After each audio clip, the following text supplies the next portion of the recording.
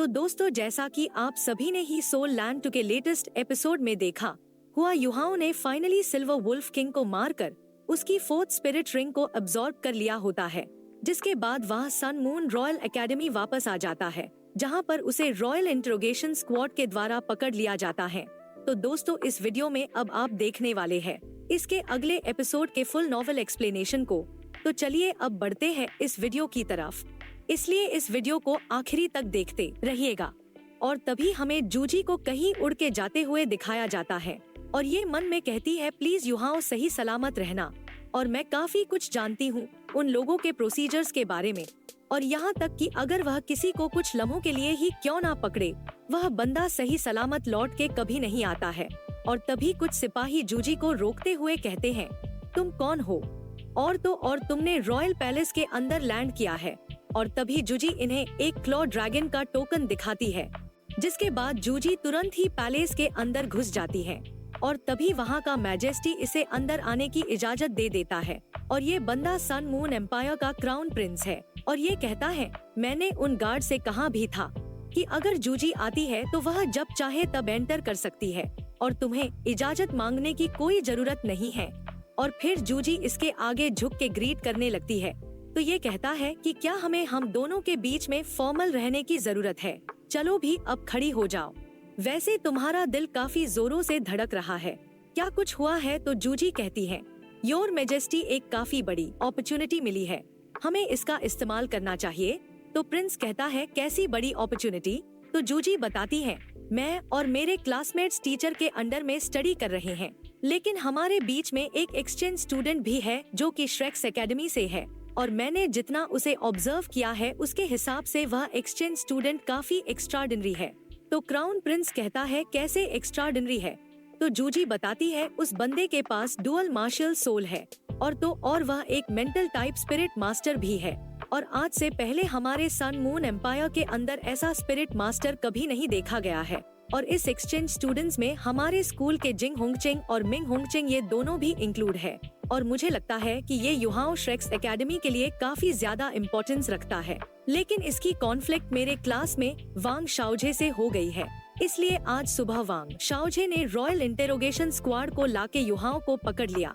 और अगर इसकी हवा ग्लोरी हॉल के बिशप को लगी तो इस चीज का अंत अच्छा नहीं होगा, क्योंकि ग्लोरी हॉल की पोजीशन सन मून एम्पायर के अंदर काफी ज्यादा इम्पोर्टेंट है। तो ये कहता है, ओ अच्छा, तो ऐसी बात है। और क्योंकि ग्लोरी हॉल का बिशप सन मून एम्पायर के स्पिरिट डिवाइस के डेवलपमेंट को लीड करता है। तो जूजी कहती है, हाल ही के कुछ सालों में रॉयल इंट्रोगेशन स्क्वाड काफी ज्यादा एरोगेंट हो गई है, और इस बारी तो उन्होंने स्पिरिट डिवाइस डिवीजन के एक स्टूडेंट को भी गिरफ्तार कर लिया, वो भी बिना किसी नोटिफिकेशन के। और एक बारी जो इस बारे में बिशप को पता चल गया तो वह निश्चित रूप से काफी ज्यादा गुस्सा होगा। और फिर प्रिंस कहता है, बहुत अच्छे जूजी, तुम तो काफी ज्यादा इंटेलिजेंट होती जा रही हो। और क्या तुम ये कहने की कोशिश कर रही हो कि मुझे उससे पहले इस मसले को हल कर देना चाहिए, जिससे कि बिशप के ऊपर हमारा एक अच्छा इम्प्रेशन पड़ेगा? और जूजी कहती है, योर मेजेस्टी, आप तो क्लियर और निर्णायक है।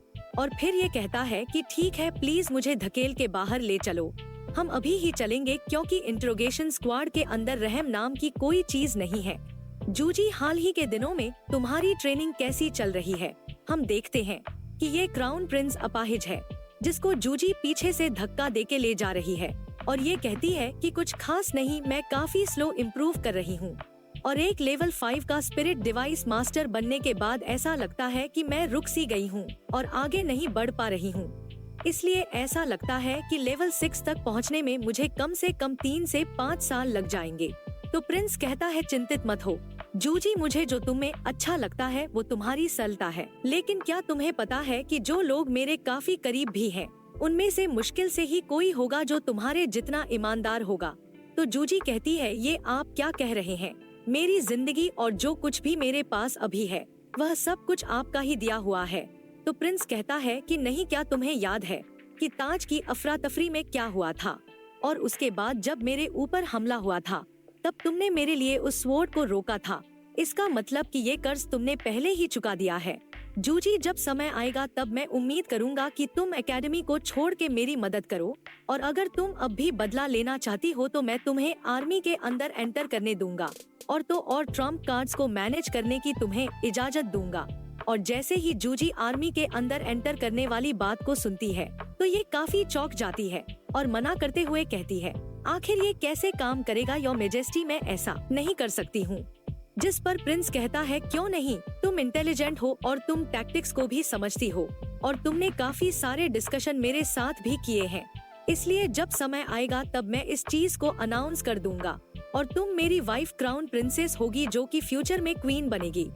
और इस चीज को सुन के जूजी इसके आगे झुक के कहती है, मैं इस चीज के काबिल नहीं हूँ। तो प्रिंस इसके सिर पर हाथ फेरते हुए कहता है, काबिल ना होने से तुम्हारा क्या मतलब है, और मैं तुम्हें पहले ही बता देता हूँ कि मुझे बैकग्राउंड और स्टेटस से कोई भी मतलब नहीं है और ना ही परवाह है, और सबसे ज्यादा इम्पोर्टेंट चीज तो ये है कि मैं तुम पर सबसे ज्यादा विश्वास करता हूँ और मैं तुम्हें फेम और ऑनर दूंगा, और इसके बदले में तुम्हें बस इतना करने की जरूरत है कि तुम मुझे सपोर्ट करो मेरे थ्रोन को स्टेबल रखने में। मेरी सिर्फ इच्छा कॉन्टिनेंट को यूनाइट करने की है, क्योंकि जब सन मून शाइन करेगा तब इसकी लाइट कॉन्टिनेंट के हर एक कॉर्नर पर पड़े और इस कॉन्टिनेंट का नाम बदल के सन मून कॉन्टिनेंट हो जाए। और फिर हमें रॉयल इंट्रोगेशन स्क्वाड के इन्वेस्टिगेशन रूम का सीन दिखाया जाता है और ये लीडर कहता है, इस बंदे को मैं तुम लोगों पर छोड़ता हूँ, लेकिन ध्यान रखना कि ये हर हालत में जिंदा रहे।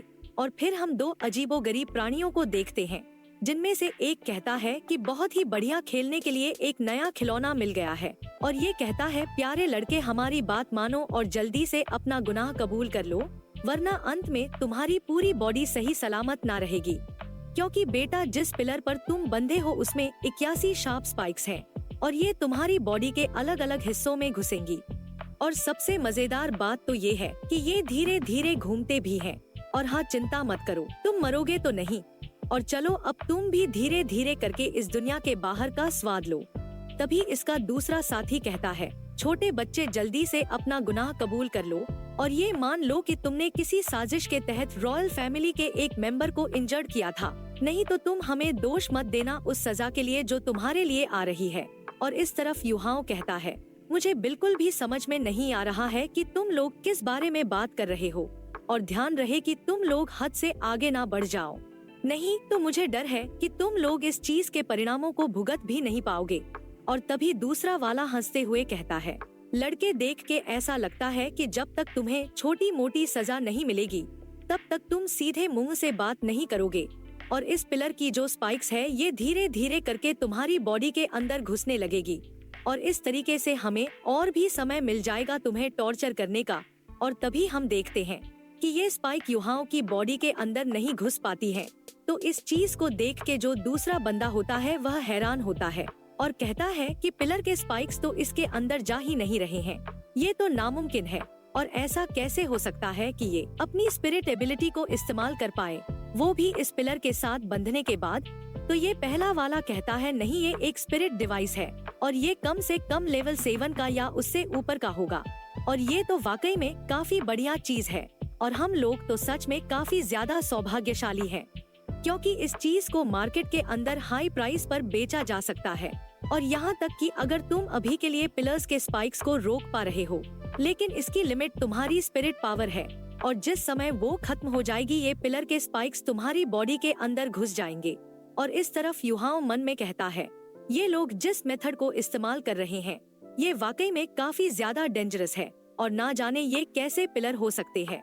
और देख के ऐसा लगता है कि अगर मैंने कुछ नहीं किया और बाकी जब मेरे को रेस्क्यू करें, शायद उस समय तक मैं बचूं ही ना। वैसे तो मेरी सोल पावर सील हो रखी है और मेरी स्पिरिट आई की एबिलिटीज है, अभी मैं उसकी मेंटल पावर पर ही निर्भर हो सकता हूँ, और मैं सबसे पहले स्पिरिट एबिलिटी इमिटेशन का इस्तेमाल करूँगा, जिससे कि मैं अपनी 4th स्पिरिट रिंग को छिपा सकता हूँ, और मेंटल शॉक से एक अपॉर्चुनिटी क्रिएट करूँगा जिससे कि मैं अपने आप को यहाँ से आजाद करा सकूं। और तभी हम देखते हैं कि ये स्पाइक्स युहाओं के बैक में घुसने लगी थी, जिस वजह से ये काफी ज्यादा जख्मी हो जाता है, और इस चीज को देख के ये सभी लोग ही काफी खुश होते हैं और कहते हैं कि मैंने तो सोचा था कि तुम काफी समय तक ऐसे ही टिके रहोगे, लेकिन तुम तो बस ताकतवर होने का दिखावा ही कर रहे थे और यहाँ तक कि तुम तो इतनी सी देर भी नहीं टिक पाए और अब तुम अपनी मौत को एंजॉय करो।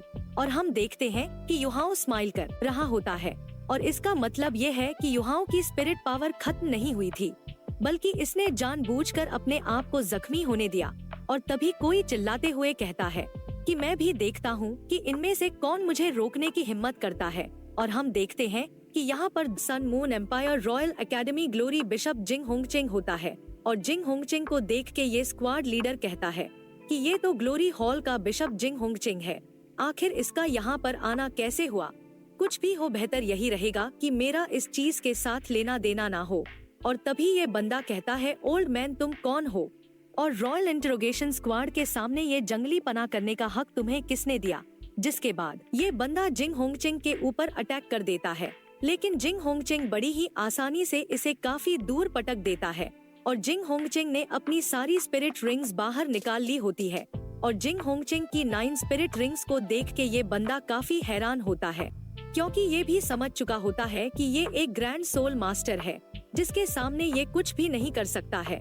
और इस तरफ डीन लीन ने युहाओ को छुड़ा लिया होता है और हम देखते हैं कि युहाओ उन स्पाइक्स की वजह से काफी ज्यादा इंजर्ड हो गया होता है। और जिंग होंगचेंग पूछता है कि युहाओ तुम कैसे हो, तो युहाओ टोंट मारते हुए कहता है, मैंने कभी नहीं सोचा था कि सन मून रॉयल एकेडमी अपने खुद के स्टूडेंट्स को भी प्रोटेक्ट नहीं कर पाएगी। और इस तरफ युहाओ मन में कहता है, मैं बस ये बात बोल के इसका टेस्ट ले रहा हूँ, क्योंकि जब मैंने अपने मेंटल डिटेक्शन का इस्तेमाल किया था तब मुझे पता चल गया था कि जिंग होंगचेंग यहाँ पर आ रहा है, वरना मैं Hongcheng's blessing 9th grade spirit device को ऑफ नहीं करता और मेरे जख्म भी ज्यादा गहरे नहीं हैं। और मेरे पास इविल नाइफ है जिसका इस्तेमाल करके मैं 1-2 दिन में ही रिकवर हो जाऊंगा।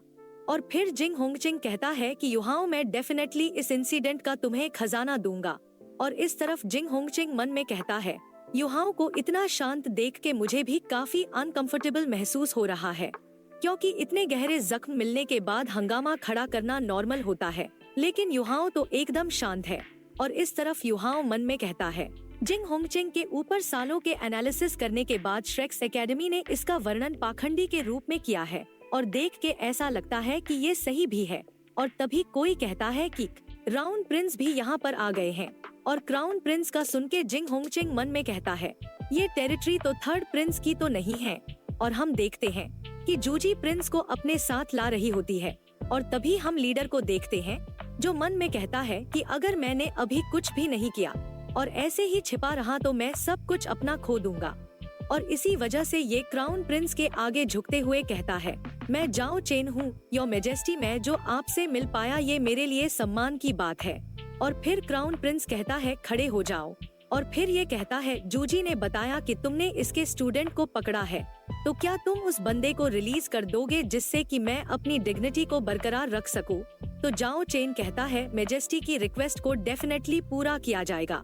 और जूजी साइड में युहाओ को काफी इंजर्ड देखती है तो ये काफी चौंक जाती है और मन में कहती है, ये तो युहाओ है और ये कितना ज्यादा इंजर्ड हो रखा है। और जब युहाओ जूजी को क्राउन प्रिंस के पास देखता है तो ये भी चौंक जाता है और इसे ही देखता रहता है। और जूजी मन में कहती है, मैं डायरेक्टली उसकी तरफ नहीं देख सकती हूँ। और इस तरफ युहाओ भी मन में कहता है, ऐसी बात है क्या, मैं समझ गया। और फिर युहाओ जूजी के ऊपर से अपनी नजरों को हटा लेता है और इस तरफ जूजी को काफी ज्यादा गुस्सा आ रहा होता है और ये अपने ऊपर काबू करते हुए मन में कहती है, मुझे अब अपने आप को रोक के रखना होगा। और अगर मैं अभी युहाओ के पास जाती हूँ या फिर उसके प्रति काफी ज्यादा चिंता को दिखाती हूँ तो शायद युहाओ इस तरीके से और भी बड़ी मुसीबत में पड़ जाए, क्योंकि क्राउन प्रिंस की नजरों में मैं उसकी वाइफ हूँ। और इस तरफ जिंग होंगचेंग क्राउन प्रिंस के आगे झुकते हुए इसे ग्रीट करता है और प्रिंस कहता है कि आपसे मिलकर काफी खुशी हुई और क्योंकि मैं अपाहिज हूँ तो मैं आपको फॉर्मली ग्रीट नहीं कर पाऊंगा, तो प्लीज आप मुझे इस चीज के लिए माफ कर दें। तो जिंग होंगचेंग कहता है, इस चीज की चिंता करने की कोई भी जरूरत नहीं है। और ये मन में कहता है, मैंने कभी नहीं सोचा था कि प्रिंस मेरे प्रति इतना विनम्र होगा। और प्रिंस कहता है, जैसे ही मुझे इस चीज की खबर मिली मैं तुरंत ही यहाँ पर आ गया। और क्या इन लोगों ने इस लड़के को पकड़ने से पहले आपको बताया नहीं? तो जिंग होंगचेंग कहता है, नहीं, इन्होंने नहीं बताया। और लगता है कि इन लोगों के लिए हमारा सन मून रॉयल एकेडमी महत्वहीन है। और फिर प्रिंस कहता है, बिशप ये इंसिडेंट इसलिए हुआ क्योंकि मैंने इन लोगों को अच्छे से डिसिप्लिन नहीं सिखाया था और इस चीज का मैं तुम्हें उचित उत्तर दूंगा। और इस बात को कहने के बाद प्रिंस मुस्कुराते हुए मन में कहता है, बहुत अच्छे, इस तरीके से मैं और जिंग होंगचिंग हम दोनों ही एक ही नाव पर सवार हो जाएंगे और मैं इसका इस्तेमाल करके थर्ड प्रिंस के आदमियों को रास्ते से हटा सकता हूँ और इसके साथ ही जिंग होंगचिंग के ऊपर एहसान भी हो जाएगा। और फिर प्रिंस कहता है, इन चारों को फांसी दे दो। और इस चीज को सुन के ये बंदा काफी चौंक जाता है और जिंग होंगचिंग भी काफी हैरान होता है। और फिर हम युहाओं को हॉस्पिटल के अंदर बेड पे लेटे हुए देखते हैं और युहाओं लेटे लेटे मन में कहता है, आखिरकार ये इंसिडेंट खत्म हो ही गया और इस सारी घटना को जिंग होंगचिंग ने जिम्मेदारी ली है और अंत में अपने वादे को पूरा भी किया है। और इसने पहले कहा था कि मैं सन मून रॉयल एकेडमी के बिहाफ पर आपसे माफी मांगता हूँ और तुम्हारे जख्मों के भर जाने के बाद तुम ग्लोरी हॉल के अंदर स्टडी करना शुरू कर सकते हो, वह भी बिना किसी एग्जाम को दिए। और युहाओं मन में कहता है, मेरा गोल तो अचीव हो चुका है और अब बस मुझे चुपचाप अपने आप को रिकवर करने की जरूरत है। और वैसे तो जिंग होंगचिंग थोड़ा खिसका हुआ है, लेकिन वह उतना ही लचीला भी है और वह अच्छे से सिचुएशन के हिसाब से ढलना जानता है।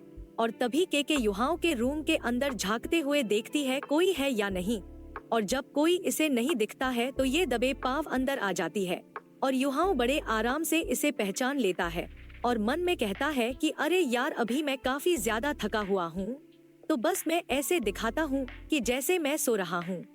और युहाओं को देखते हुए के कहती है, वो लोग तो सच में काफी ज्यादा बेरहम थे और इसे पूरी तरीके से बैंडेजेस में लपेट के रख दिया है, तो ना जाने इसके कितने गहरे जख्म होंगे। और अब मैं सच में रॉयल इंट्रोगेशन स्क्वाड को बम से उड़ा देना चाहती हूँ और गुस्सा तो इतना आ रहा है कि उन सभी का काट के उन सभी को नपुंसक बना दूं। और के की इन जलूल बातों को सुन के युहाओं मन में कहता है, अभी मेरा मन सच में काफी जोर जोर से हंसने का कर रहा है, लेकिन मुझे अभी अपने आप को कंट्रोल करना होगा और इसके सामने अभी मैं हंस भी नहीं सकता हूँ। और के युहाओं के सिर पर हाथ फिराते हुए कहती है, अगर तुम इतने छोटे नहीं होते तो मैं खुशी से तुम्हारी हो जाती।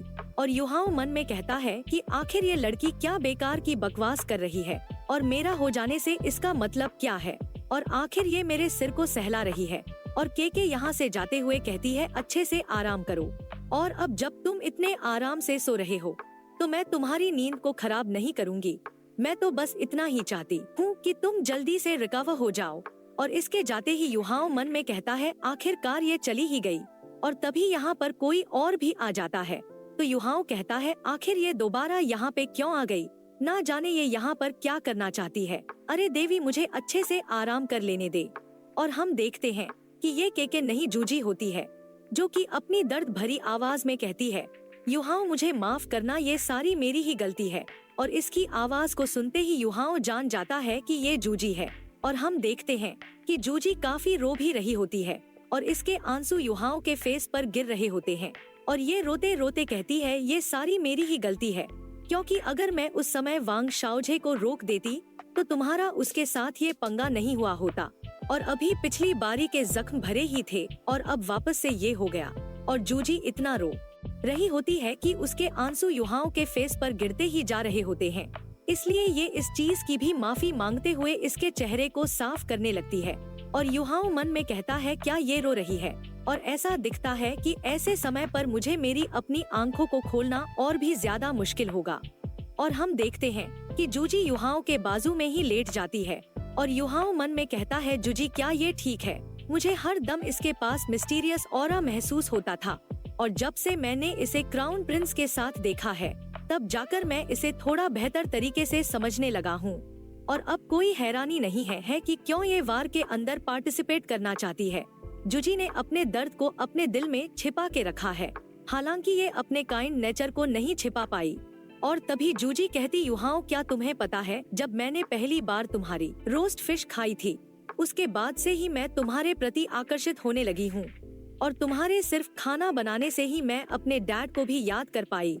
और वैसे तो तुम मुझसे काफी ज्यादा छोटे हो, लेकिन मैं ये मानती हूँ कि मैंने तुम्हें पसंद करना शुरू कर दिया है, लेकिन तुम्हारे प्रति मैं फीलिंगलेस रहना चाहती हूँ और वास्तव में तुम काफी ज्यादा आउटस्टैंडिंग हो और आज तक मैंने जितने भी स्पिरिट मास्टर्स को देखा है उन सभी में तुम सबसे ज्यादा आउटस्टैंडिंग हो, किसी प्रोडिजी जैसे। लेकिन तब भी तुम्हें काफी केयरफुल रहने की जरूरत है, क्योंकि हद से ज्यादा आगे रहना तुम्हारे लिए सिर्फ मुसीबत ही लेकर आएगा।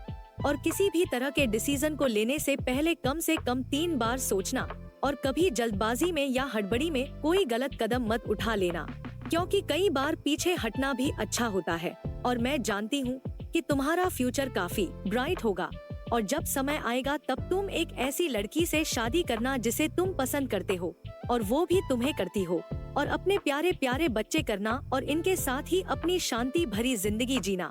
लेकिन मैं जानती हूँ कि वो लड़की मैं नहीं हूँ, और कुछ दिनों बाद मैं यहाँ से चली जाऊंगी। इसलिए मैंने तुम्हारे लिए एक तोहफा तैयार किया है। और फिर जूजी रोते हुए युहाओं को किस करने लगती है और उसके कान में कहती है, मेरे बारे में भूल मत जाना, और अब मैं जा रही हूँ।